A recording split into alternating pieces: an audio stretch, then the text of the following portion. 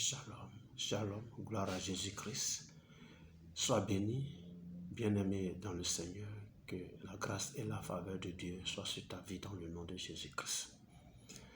C'est une grâce, c'est une faveur que le Seigneur me donne de me retrouver avec toi encore ce jour à sa table pour que nous puissions partager le pain que nous avons au menu en ce jour. La parole du Seigneur, la parole qui donne la vie éternelle. Je voulais vraiment bénir le nom du Seigneur qui permet ce moment, qui permet que nous puissions nous retrouver de façon régulière afin de partager sa parole. Je prie que ton esprit nous dirige et nous conduise véritablement au cours de cette vidéo, au cours de l'écoute de sa parole, que son esprit soit là et nous donne de comprendre sa parole et de vivre conformément à elle afin de pouvoir hériter la vie éternelle dans le nom de Jésus-Christ. Nous allons poursuivre encore aujourd'hui notre série de vidéos sur la prière. Nous avons vu l'introduction la dernière fois. La première vidéo sur la prière, nous avons parlé de l'introduction. La prière était le fait d'élever nos âmes pour adorer notre Seigneur, pour adorer notre Dieu, pour lui être reconnaissant et pour lui aussi demander sa grâce et sa faveur, ses bénédictions dans nos vies.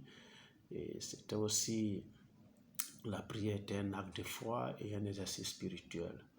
On a vu dans la dernière vidéo, celui qui prie. La vie que tu mènes, c'est elle qui amène Dieu à écouter ta prière. La vie de sainteté que tu mènes amène Dieu à écouter ta prière. Dans le cas contraire, ta prière devient abominable à Dieu. Alléluia. Aujourd'hui, nous allons voir qui on prie véritablement. On prie qui?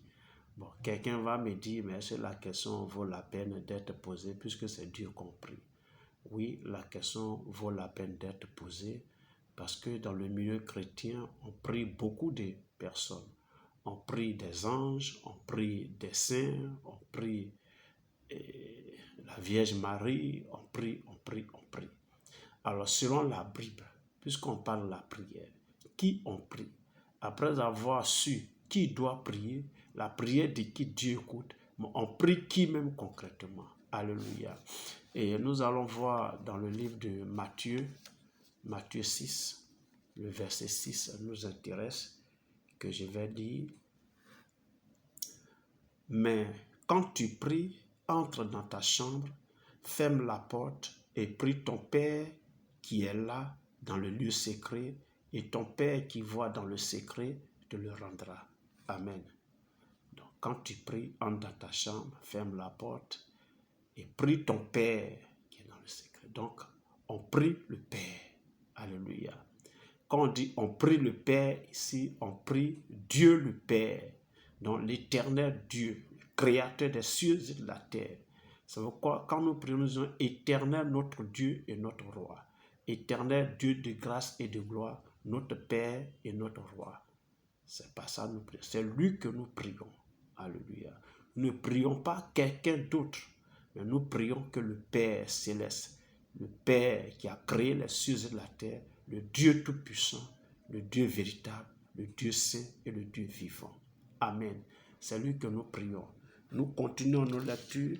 On va aller dans le livre de Matthieu 11. Matthieu 11 et nous allons lire les versets 25. Matthieu 11 et le verset 25 que je vais lire dit ceci. En ce temps-là, Jésus prit la parole et dit, « Je te loue, Père, Seigneur du ciel et de la terre, de ce que tu as caché ces choses aux sages et aux intelligents et de ce que tu les as révélées aux enfants. » Regardez un peu, Jésus lui-même dit, « Je te loue, Père, Seigneur du ciel et de la terre. » Donc, Jésus priait aussi le Père. Alléluia. Jésus priait aussi le Père. Et lorsque nous allons aller dans le chapitre 26 de Matthieu toujours, et que nous allons lire les versets 42, puis les versets 53, vous allez découvrir quelque chose de très important.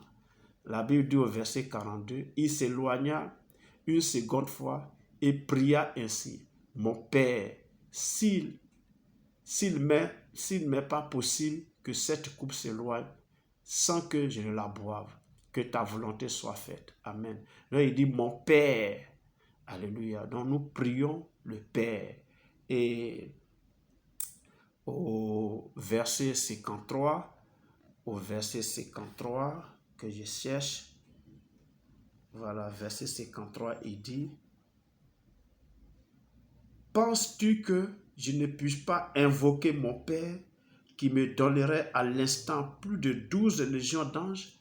Donc, invoquer son Père. Alléluia. Donc, Jésus, même étant sur la terre ici, il priait le Père.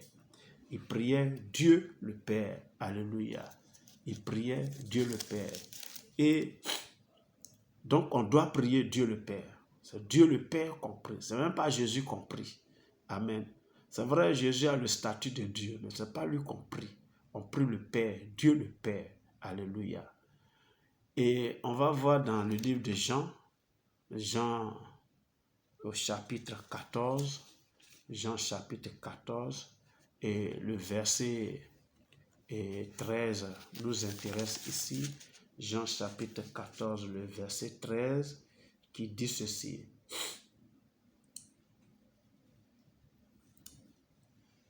Jean chapitre 14, soufflez que je trouve ça, et le verset 13 qui dit, et tout ce que vous demanderez en mon nom, je le ferai afin que le Père soit glorifié dans le Fils. Amen. Ça, c'est Jésus qui dit maintenant.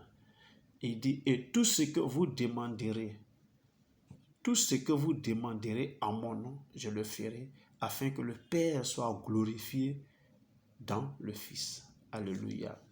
On va aller au chapitre 16 de Jean toujours, au chapitre 16, Jean chapitre 16, et on va lire le verset 23 qui dit ceci. Le verset 23 qui dit ceci. En ce jour-là, vous ne m'interrogez plus sur rien. En vérité, je vous le dis, ce que vous demanderez au Père, il vous le donnera en mon nom. Amen. Donc, on prie le Père, mais on prie le Père dans le nom de Jésus. Alléluia. On prie le Père dans le nom de Jésus. C'est ça. On prie le Père, on ne prie pas Jésus. On ne prie pas les anges. On ne prie pas les saints. Des gens qui ont vécu à cause peut-être d'une certaine vie qu'ils ont menée ici-bas. Et ils ont été canonisés et on doit les prier. Saint Michel, Sainte Rita, Sainte Élisabeth, Saint Paul, Saint Jean-Paul II, etc., etc. On ne les prie pas. On prie Dieu, le Père, mais dans le nom de son Fils Jésus que nous prions. Alléluia. Donc c'est l'instruction que Jésus a donnée.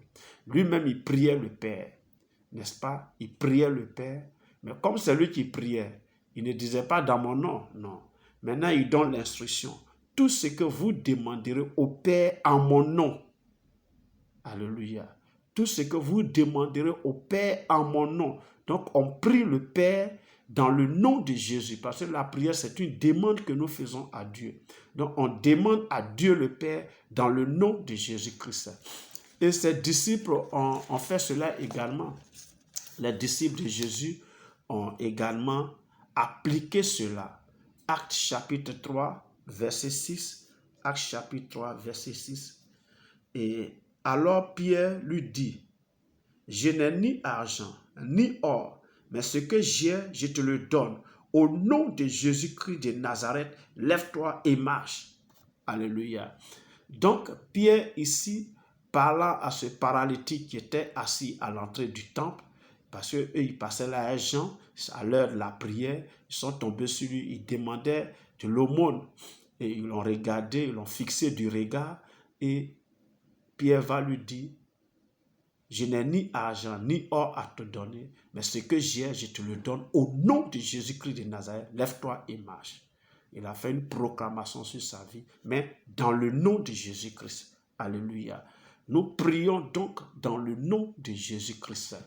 On va aller au chapitre 4. On va lire les versets 30, sinon les versets 24 à 30. Voilà. Les versets 24 à 30, il dit: lorsqu'ils l'eurent entendu, ils élevèrent à Dieu la voix tous ensemble et dirent: Seigneur, toi qui as fait le ciel, la terre, la mer et tout ce qui s'y trouve, c'est toi qui as dit par le Saint-Esprit, par la bouche de notre Père, ton serviteur David: pourquoi ce tumulte parmi les nations et ces vaines pensées parmi les peuples? Les rois de la terre se sont soulevés et les princes se sont ligués contre le Seigneur et contre ton oint. En effet, contre ton oint, ton saint serviteur Jésus, que tu as oint, Hérode et Pilate se sont ligués dans cette ville avec les nations et avec les peuples d'Israël pour faire tout ce que ta main et ton conseil avaient arrêté d'avance. Et maintenant, Seigneur, vois leurs menaces et donne à tes serviteurs d'annoncer ta parole avec une pleine assurance en étendant ta main pour qu'il se fasse des guérisons, des miracles et des prodiges par le nom de ton saint serviteur Jésus. Et le verset 31 dit: quand ils eurent prié, le lieu où ils étaient assemblés trembla. Ils furent tous remplis du Saint-Esprit. Ils annonçaient la parole de Dieu avec assurance. Alléluia. Donc, ils étaient menacés. Quand tout à l'heure, j'ai parlé un peu de la guérison miraculeuse du paralytique qui était assis devant le temple. Quand il a marché, ça a créé beaucoup de bruit et tout ça. Et les souverains sacrificateurs, les chefs religieux d'alors, ont appelé Pierre et Jean et ils les ont menacés. Ils les ont interdit de prononcer encore quoi que ce soit dans le nom de Jésus-Christ. Amen. Et quand ils sont venus, ils ont fait le rapport aux autres frères, aux autres disciples, et ils ont commencé à prier. C'est cette prière-là que j'ai lue. Mais vous allez voir que dans cette prière-là, ils ont terminé dans le nom de Jésus-Christ. Et quand ils ont commencé la prière au verset 24, là, ils disent quoi? Seigneur, toi qui as fait les cieux et la terre. Donc, ils priaient Dieu le Père. Et ils ont terminé dans le nom de Jésus-Christ. Voilà ce que nous devons savoir. Alléluia. On prie qui? On prie Dieu le Père. Donc, on ne prie pas les saints. On ne prie pas les anges. On ne prie pas la Vierge Marie. On ne se prosterne pas devant cela. On se prosterne devant l'Éternel, le Père qui a créé le ciel et la terre. Et nous prions dans le nom de Jésus-Christ. C'est ça. Qui on prie, c'est ça. On prie Dieu le Père dans le nom de Jésus. Donc, quittez dans ces pratiques-là qui ressemblent vraiment à de l'idolâtrie. Sortez de ces choses-là et revenez à la parole de Dieu. Merci de m'avoir suivi. J'espère que tu m'as compris. J'espère que ça t'a fait du bien. J'espère que tu vas pratiquer cela. Si tu as aimé, alors like, commente, partage, abonne-toi et amène d'autres personnes à s'abonner. Et Dieu te bénira au-delà de toute pensée au nom de Jésus-Christ. Merci et nous sommes à la prochaine. Dans le nom de Jésus que j'ai prié. Amen.